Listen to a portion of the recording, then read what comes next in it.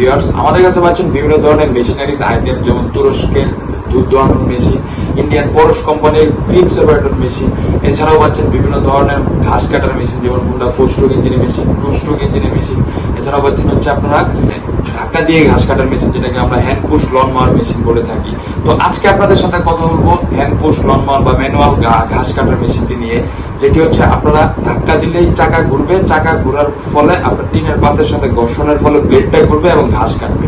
এবং এটার সাথে আমার ভিডিওর পাশে দেখতে পাচ্ছেন যে মেশিনটি দিয়ে ঘাস কাটা হচ্ছে।